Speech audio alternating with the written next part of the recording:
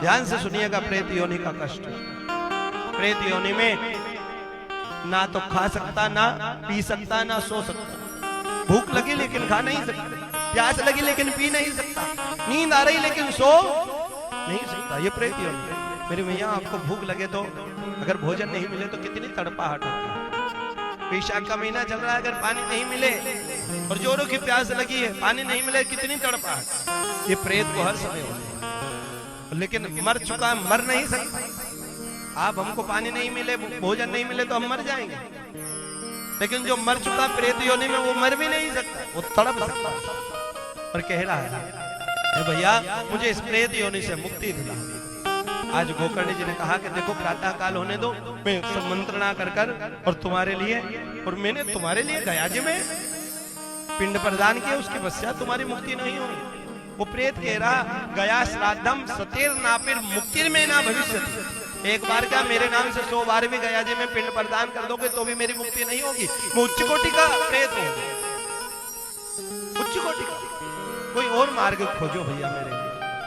अभी तो तुम जाओ, प्रातः काल में तुम्हारी मुक्ति का मार्ग। सारे विद्वानों को, सारे ऋषियों को एकत्रित किया। गोकर्ण जी महाराज ने सबसे प्रश्न किया प्रेत योनि में कोई गया हो उसकी मुक्ति कैसे होगी। कोई उत्तर नहीं दे पाया। तभी भगवान सूर्य से प्रार्थना की कि तुभ्यम नमो जगत साक्षी ब्रूहि में मुक्ति है तो हे जगत के साक्षी भगवान सूर्य नारायण, आप मेरे भाई धुंधुकारी की मुक्ति के मार्ग बता। तब भगवान सूर्य ने गोकर्ण जी से क्या बढ़िया बात कही। श्रीमद्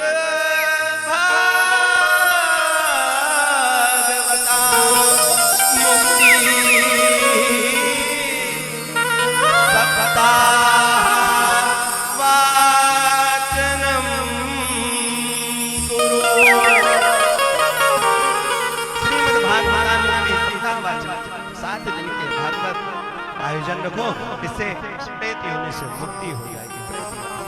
अब गोकर्ण जी महाराज ने प्रातः काल सबको एकत्रित किया और भागवत कथा का आयोजन रखा।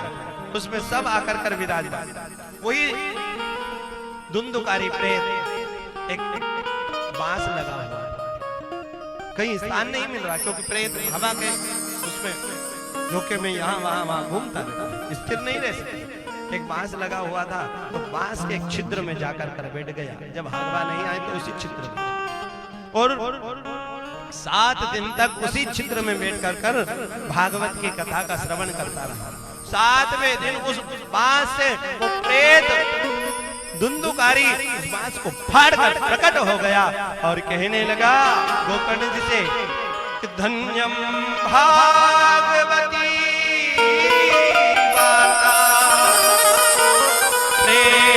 क्रीड़ा विनाशिनी सप्ताहो तथा धन्य कृष्ण लोक फला प्रदा। धन्य भागवत की कथा, इसने मुझे 7 दिन में प्रेत योनि से मुक्त कर दिया और भगवान कृष्ण का पावन धाम, पावन लोक मुझे प्रदान कर दिया।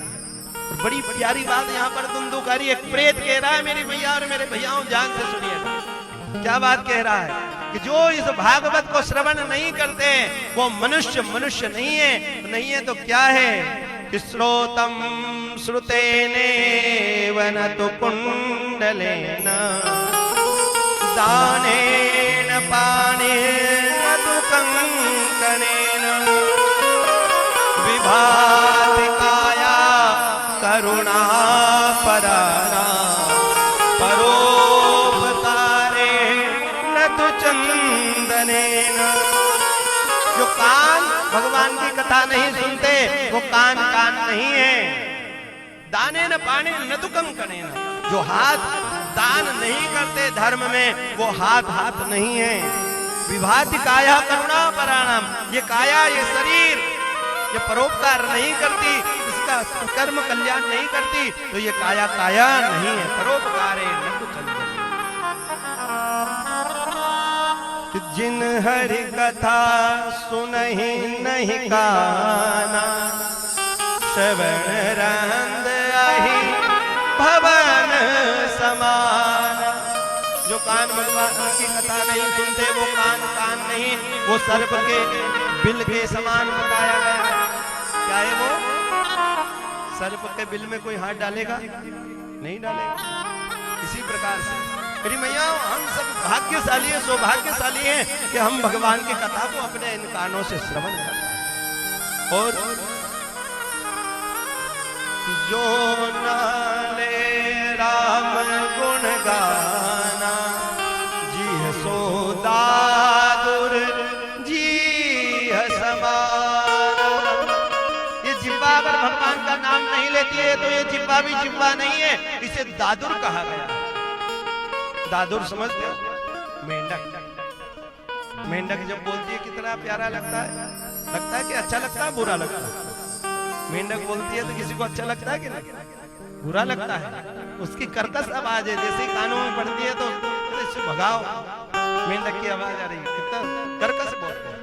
उसी प्रकार से अगर ये जिह्वा भगवान का नाम नहीं लेती और व्यर्थ की बातें करती रहती है तो ये जिह्वा मेंढक के समान है।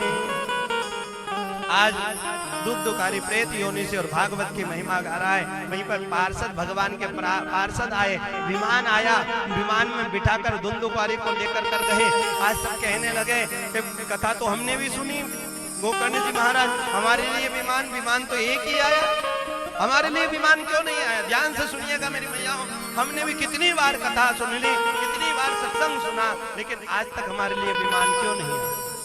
विमान आना चाहिए, कथा कह रही है और आया भी है। प्रेत के लिए आया तो हम मनुष्य क्या हमारे लिए नहीं आए? तो यहाँ पर कहने लगे श्रवणस्य विभेदेन फलभेदो प्रसंसिता। श्रवण में भेद हो। दुंदुकारी कथा प्रारंभ हुई, आरती से लेकर आरती तक पूरे समय और चित्त लगाकर, मन लगाकर, ये नहीं मेरी मैया हम आते तो हैं, सोचते हैं कि गुरुजी पहले आरती कर ले, कीर्तन हो जाए, थोड़ी देर 1 घंटे आधे घंटे बाद चलेंगे दिखाने के लिए। कहाँ उनको श्यामा यादव जी ने बुलाया था, यादव परिवार ने बुलाया था, निमंत्रण दिया था, कितने तो मुख दिखाने के लिए आते हैं, चलो शाम को 1 घंटे के लिए चले। इसलिए तो हमारे लिए बीमार नहीं है। कोई आरती में आ भी गए तो फिर थोड़ी देर बाद हे भगवान आज तो कमर ही, कथा यहाँ चल रही है और दिमाग में कमर आ रही है, कथा यहाँ चल रही है दिमाग में घुटने आ रहे हैं। अब वो कथा पे ध्यान नहीं है, ध्यान है कुर्सी पे। कोई कुर्सी खाली हो तो उस पे जाता है। कहां से बीमार आए? बेटे यहाँ है, बैठते ही गादी और लग जाती तो आराम मिल जाता। कथा का फल चला गया, कथा का फल चला गया। और जो कथा के रसिक, अरे दुंदुकारी बांस के छिद्र में जाकर बैठा है जहां हवा नहीं आ रही, पानी नहीं, कुछ भी नहीं, वो छिद्र में वहां पर सुन रहा है प्रेम से।